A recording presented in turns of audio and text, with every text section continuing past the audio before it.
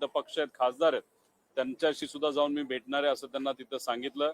काही दिवसांपूर्वी सीएम साहेबांना भेटलो होतो, उद्धव ठाकरे साहेबांना तिथं मी भेटलो होतो, राज ठाकरे साहेबांना सुद्धा तिथं भेटलो आणि काँग्रेसच्या प्रमुख नेते आणि या देशाचे विरोधी पक्ष नेता राहुल गांधीजी यांनाही पुढच्या काही दिवसांमध्ये दिल्लीत जाऊन भेटणार आहे.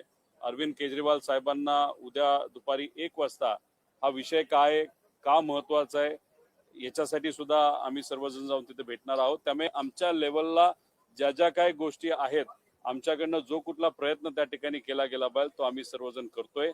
आणि दिल्लीत या सर्व नेत्यांना भेटत असताना सुप्रियाताईंची खूप मोलाची साथ व इतर सर्व खासदारांची मोलाची साथ आम्हा सगळ्यांना तिथे मिळते. त्यामुळे एकत्रित हा लढा पुढे जाऊन दादांना न्याय कसा मिळेल यासाठी आम्ही सर्वजण प्रयत्नशील आहोत.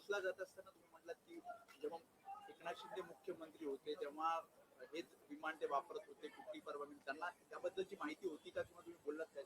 नाही, विषय फक्त अजितदादांचाच आम्ही बोलत होतो. अजितदादांच्या विषयावरच त्या ठिकाणी चर्चा झाली, बाकी कुठलीही इतर चर्चा तिथं त्या ठिकाणी झालेली नाही. फक्त जसं इतर नेत्यांना आम्ही विनंती केली होती तसंच एकनाथ शिंदे साहेब सुद्धा मोठे नेते आहेत, त्यांनी सुद्धा प्रवास करत असताना विमान नाही तर हेलिकॉप्टरच्या बाबतीत काळजी घ्यावी अशी विनंती त्यांना केली.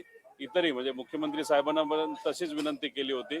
आणि याच्याही पुढे या आपल्या माध्यमातून इतरही सर्व नेते आणि मोठे व्यावसायिकांना विनंती करेल की आपण प्रवास करत असताना प्रवासात काळजी घ्यावी.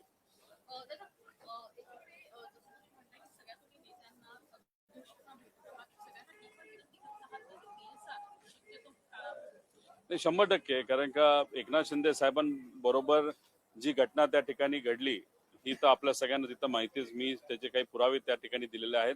त्याच्याचबरोबर दादांच्या बाबतीत सुद्धा घटना आपल्याला माहिती. 2023ला सुद्धा असंच VSRचं एक विमान पडलं होतं आणि मग त्याच्यामध्ये कामचुकारपणा मोठ्या प्रमाणात होत असतो व तसंच त्यांच्यावर दबाव आणून VSRच्या माध्यमातून काही चुकीच्याही गोष्टी केल्या जाऊ शकतात. हे आता सिद्ध अजून काय वेगळं करायचंय. त्यामुळे नेत्यांनी VSRली प्रवास करत असताना काळजी घ्यावी, नाहीतर VSRली प्रवासच करू नये अशी भावना माझ्यासारख्याची त्या ठिकाणी आहे. कारण का जे आमच्या परिवारामध्ये घडलं ते दुसऱ्या कोणाच्या परिवारामध्ये घडू नये असा प्रामाणिक इच्छा आमच्या सगळ्यांची आहे.